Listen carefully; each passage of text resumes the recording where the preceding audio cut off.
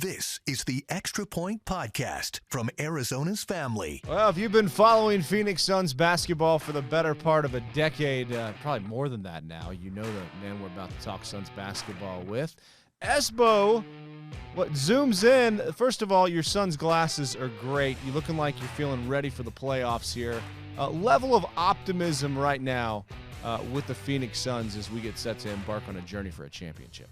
Well, Mark, first, thanks for having me on the Extra Point. I usually prefer to go for two, but I'll make an exception here. Look, Mark, you kind of know we've known each other throughout the years. I can tend to be a bit of a pessimist. If you follow me on Twitter, you probably think that's an understatement, but this is the most optimistic I have ever been when it comes to a Phoenix Suns team. We are watching something truly special. I know that sounds cliche, but this is something different. We have not experienced this in Phoenix. I vividly remember 92, 93. I remember the 04, 05 and all those 7 seconds or less Suns. I've forgotten the decade prior to this, but that was purposefully. This is something truly special that we are witnessing. It's the culmination of a lot of hard work by Monty Williams, a lot of dedication by Devin Booker. And we've heard culture for the better part of 15 years here in town. This is what true culture looks like. And it's results in the locker room and on the court. Has there been better moments for you watching this team all time than watching Chris Paul in the fourth quarter? Chris Paul in the fourth quarter is a tactician. And it's not necessarily the high-flying dunks that we saw from Amari in 7 seconds or less. It's not the bully ball power basketball that we saw from Charles in the 90s. It's not Steve Nash's flashy passes from 7 seconds or less. It's like a surgeon. Like, I don't want my surgeon to be flashy. I don't want my surgeon to showboat, right? I don't want my surgeon to be really good with the highlights, but not good with when it counts, right? Chris Paul just gets it done. And it's usually that mid-range jumper or that little floater that he gets there in the lane. And it's not what's going to lead the top 10, highlights, but it is a thing of beauty. I appreciate it immensely. And, my coworker and my co-host, Saul Bookman, always says, when it comes to the fourth quarter, if you got CP3 and you got Devin Booker, everything's all right. And Chris Paul proved that night in, night out. So when the Suns acquired Chris Paul, I remember thinking, man, this would have been a really good pickup 5 years ago. I had no idea it was going to be like this. I guess maybe we could have looked back at Monty Williams and Chris Paul in New Orleans and thought, yeah, there's something there. But the way that James Jones has been able to assemble what we're watching right now, I mean, it blows me away because 3 years ago they won 19 games. Is this the most stunning story, in your opinion, in Arizona sports history? Where does it rank? I mean, it's up there. The 2001 Diamondbacks, I don't think you could qualify as stunning because they bought their way to it. So there was the expectations. I think the only team you can go back and look at and go, it may have been as stunning. Well, there's two in the Suns world. The 76 Suns, who were 41-41 going into the playoffs, and they have this magical run. They get dubbed the Cinderella Suns, and they wind up losing in the finals to Red Auerbach and the Celtics, the vaunted Celtics, but held their own. That kind of put Phoenix on the map, and it was unexpected.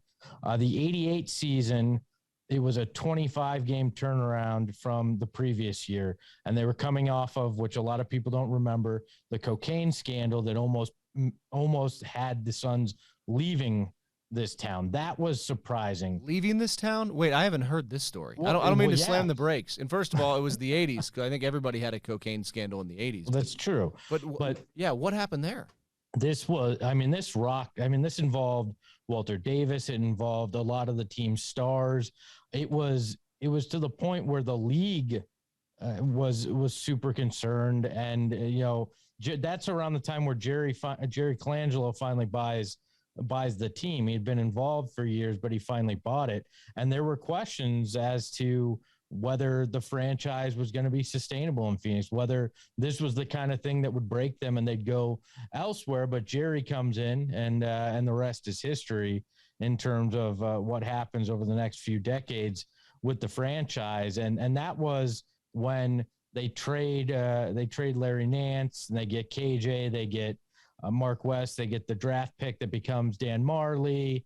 They let Nance go, and then they sign Tom Chambers, who a lot of people know him as a broadcaster now in the younger generations, but he was in '88 the first free agent in NBA history, the first unrestricted free agent in NBA history, and he chose Phoenix, and that set the course for what became Cotton Express with Cotton Fitzsimmons, and then led into those Westfall Barkley years with Marley and KJ as well. So that's a big turning point, right? They go from the basement and these legal issues to a real player in the Western Conference overnight. So that was a bit surprising, but this 3-year transformation after the worst decade in Suns basketball, and I'm not saying that out of anything other than factually, it was the worst decade in Suns basketball, to come out of that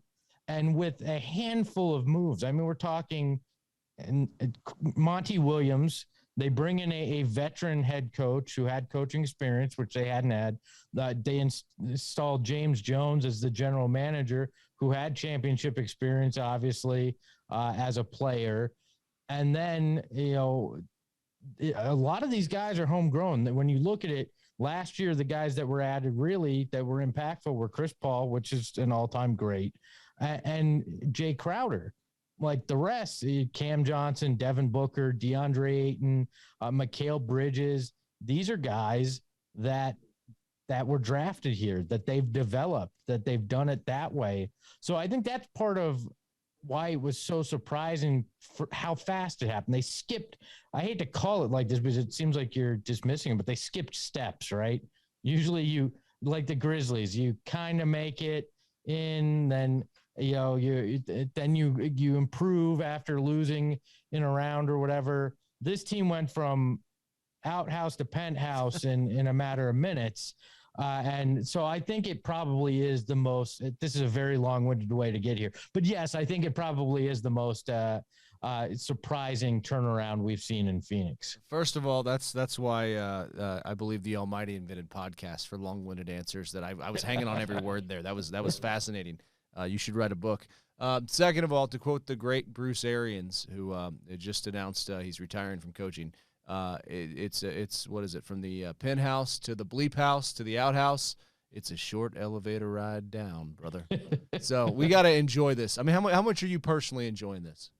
A lot. Last summer's run was real. Well, starting with the bubble was really important personally, but last summer's run, I got to enjoy it with my daughter, who was 4 at the time, and that meant the world to me because she started becoming a Suns fan. And as a dad, you remember how we all become indoctrinated in sports as a child. And that run meant a lot to me. And this year I've embraced it. I got lucky enough to be in this new role with PHNX and be covering the team again.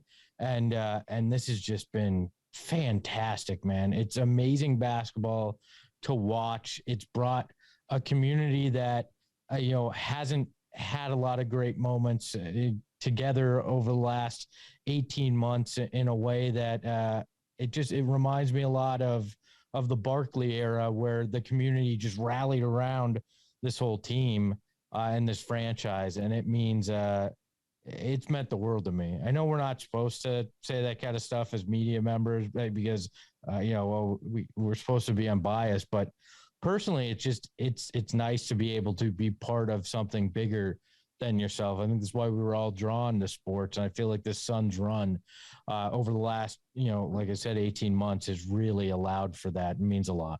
Well, and that certainly wasn't happening in this town. And they worked really hard and were good guys. When Mirza Teletovic and John Lure and who were the guys? We had Brandon Knight and Brendan Knight. Who else?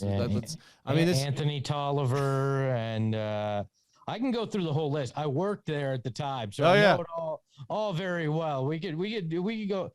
You had Garrett Seiler at one point, and Luke Zeller, and I can keep going if we really want to make people sad like Well, that. I liked your halftime shows because you kind of like dig into the stats and find the one thing that could turn.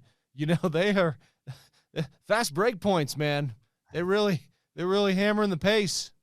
I had that lipstick ready for the pig every time at half. So do you remember that time on Twitter where all of the Suns turned at once and ran in the same direction, and it was like a glitch in the Matrix? Yeah, it looked like the video game broke. Yeah. Yep. Oh yeah, and that was what we had to hold on to back then was, oh, well, those moments are entertaining, you know. Well, and that's how you really develop your broadcasting chops, as Vin Scully said, if you can survive a bad season. Right now, as you look at this team and how it's constructed and how it's playing, I mean, should we start planning a championship parade here? Is it I don't want to get overconfident. I don't want the team to get overconfident, but who's beating the Suns? Mark, I believe in a thing called the basketball gods, and I choose not to upset them, to put it mildly. So I personally am not planning any parade down Central quite yet. I have not picked out the spot where the replica Larry O'Brien trophy will go in my home. I am simply going to enjoy this within the back of my mind, realizing that this entire season, in over any 7-game span, the Suns have never lost more than 3 games. And in a 7-game span in the playoffs, you have to lose 4 times to be out. So I feel very, very confident, but I'm not planning anything yet. What about bringing back Trophy Guy? Should we get him back for the playoff run here? You want a fun fact? Oh, I have actually worn the Trophy Guy suit. I have a photo of it on my desk. Back when I worked for the team during the Harlem Shake craze, they wanted us to do a Harlem Shake video, and I knew the Trophy Guy costume. I'd heard a rumor it was still in the building somewhere in a closet, and I said, I will help make this happen if I can wear the Trophy Guy costume. And it happened. And that thing, much crappier than it looked in those commercials. I'm just going to tell you that. And it smelled pretty awful, having been in a closet for all those years. Well, when they rolled him out, I don't know who the actor was that they hired to do that, but so I was freelance at the time, so I got paid by the story. So I was like, I really got to make this Trophy Guy story sing for the Suns Insider show. I must have asked him 19 questions trying to get that perfect sound, and he's probably like, dude, what do you want me to say? Like a guy in a costume. They just hired me for the gig. I'm like, yeah, go Suns. I don't know anything about the team. I'm asking him there about defense, Amari's health. You down there with the trainers? Have you figured out how that knee is for Amari? That's right. Yeah, what do you know about Mike? Hey, you want to live here? You got to do the work. All right, buddy. To go back to your point about not losing 4 games, though, to kind of get us back on the path here. I did resonate with your tweet the other day about the Clippers worry me. Yes. Is Kawhi going to make like a Willis Reed return here? Should we worry about that? I'm concerned, right? Because Paul George supposedly had been, and I hate to question anybody from a medical standpoint, but we live in an age of load management, and I'm wondering if the Clippers are practicing a hyper version, a extended version of load management, because Paul George was out since December, I think it was 24th, comes back the other night, drops 30 plus, leads a 35-point comeback, and looks as if there was never anything wrong. I know there was, but it looks like he's been healthy for a little while, and they were just making sure it was at peak performance. Kawhi Leonard strikes me as a guy, and we saw it in San Antonio, that will not play until he's perfectly ready. And it would not shock me if either the last game of the season or the first game of whoever they play in that play-in, that Kawhi Leonard suits up. And first off, you're ruining my plans for a parade. I'm not worried. I still think the Suns beat them, right?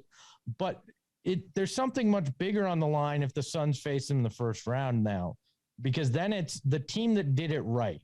They don't take nights off. There isn't anything called load management in Phoenix. They've done everything that you should celebrate from a basketball team, going up against the team that would at that point look like they've cut corners in their pursuit of a championship. And I think there'll be something much bigger than just the Suns remaining in the playoffs on the line. I think it's kind of, and this sounds very dramatic, but the soul of basketball on the line, because it's a copycat league. If the Clippers pull that and they win, other teams and other superstars are going to do it, which then invalidates an 82 game regular season that has meant so much over the years and has been a very fun thing. It'll become just kind of a pointless exercise where you tread water until your superstars decide they'll come back and play in the last month. Yeah, I wouldn't want to be selling season tickets if that's the case, for sure. When it comes to other teams that scare you, Denver, maybe. I mean, Memphis. What are we going to learn on Friday? Nothing on Friday. Ja Morant is likely going to be out still. They're concerned about him, and the Suns.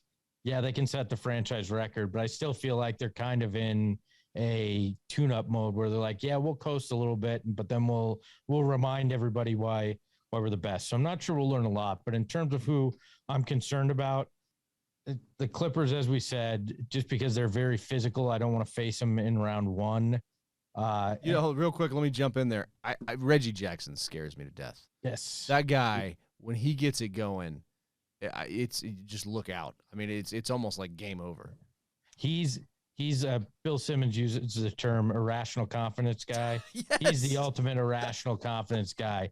He'll torch you for 30 somehow, and you're like, okay, I didn't see that coming. And he's like, oh, I did. I knew it was coming, kind of thing. So yeah, he scares me as well. But when I look at it in reality, if the Warriors were truly healthy and they had played a lot of minutes together, they'd scare me, but I'm not overly concerned. Really, for me, it comes back to the Bucks. Like, if you get back to the finals and you face Milwaukee, have you figured out a plausible way to slow down Giannis? You're never going to stop Giannis, but have you come up with a way to slow him down? And if you haven't, you probably await a very similar fate to what you saw last year. Now, I have faith that they made the adjustments that they need to. They added the depth with JaVale McGee and Bismack Biyombo, and maybe even getting Frank Kaminsky back before then. But that's the team I look at and I go, you still have to prove it there. I think they can hold their own against anybody in the West, and it's going to be a murderer's row to get out of the West. But it's the Bucks that still scare me the most. Yeah, but they can build the wall against Giannis and keep him from getting to the cup. And I feel like Biyombo's there for his 6 fouls and to D him up and play physical. So, yeah, that's a great point because that gives me a lot of confidence.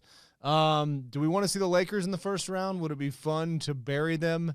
And is there any possible chance that all of a sudden Anthony Davis comes back and things are magically – is there a Hollywood ending for the Lakers here? No, unless you look at it as the end of a movie series and this is just the sad way it wraps up. No, I don't think they magically flip some switch. This isn't a Lakers team that's been playing possum all the way to the 11th seed in the West. I'll be impressed if they make it out of the play-in, and if they do, I am not concerned about having to take them on. The Suns beat them last year. They weren't as good. The Suns weren't as good of a team as they are this year, and the Lakers are a worse team. So that does not scare me.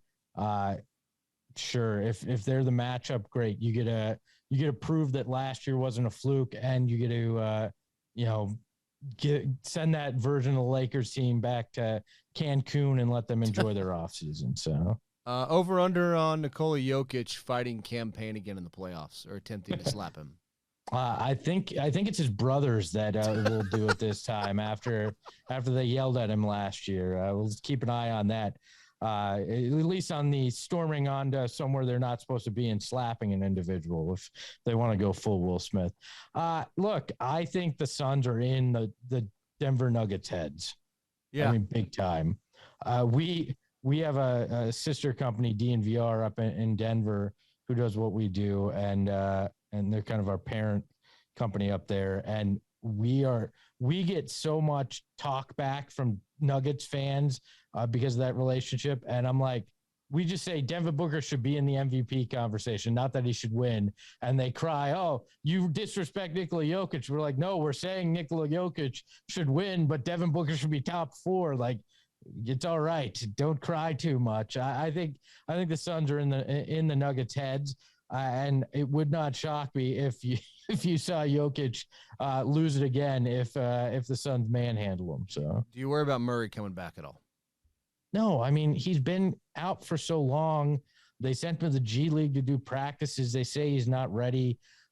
That even if he comes back, he's not going to be the guy he was right away. And he hasn't played with some of these guys on this roster. He hasn't played at all this year to have any chemistry. Like, I'm not concerned. Could he shift a game in a series if he got hot? Yes. I don't think he can help get the Nuggets 4 wins coming off that injury. What is your shirt? That looks interesting. Oh, it is a Suns gorilla. Well, not a Sun. It's a gorilla in Suns colors. It's based off of a tattoo that one of our hosts, Derek Montilla, has, and we thought it was a cool way to kind of show an angry gorilla, a Phoenix gorilla. So an angry Montilla. He had on the Baby Yoda shirt at Diamondbacks the other day, and I tagged Kyler Murray, thinking that might be something that he could add to his repertoire. He has the best shirt game in the business. I don't even try the collared shirts with the designs because he puts me to shame. So I stay in t-shirts that we do and enjoy them. So. All right, so tell us what you're up to. Where can we find you on social media? Where we can find your podcast? What you're kind of stewing on right now? The next one you're about to blast out, and during the playoffs, how can we just go along for the ride with you? Yeah, so I'm now with PHNX at gophnx.com. We have on YouTube. You can find us at PHNX Sports. We do live shows 5 days a week for all the local teams. I'm the host of the Suns show with Lindsey Smith, Gerald Bourguet, who is our fantastic Suns beat writer, and Saul Bookman, who's my co-host that I've been with for a while. We do post games after every game.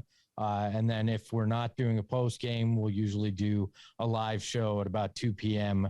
here, which we've got one of those coming up on Thursday. And then we have a post game on Friday. Throughout the playoffs, you'll find us talking on that YouTube page. You can follow us on social at PHNX_sports or at PHNX_Suns. And we're just, we're trying to have some fun with Valley Sports, give fans a place that they can kind of congregate and think of it as your kind of your clubhouse to come hang out with your friends and talk some sports. We enjoy it. And then if you so choose to punish yourself in your Twitter feed, you can follow me at Espo as well.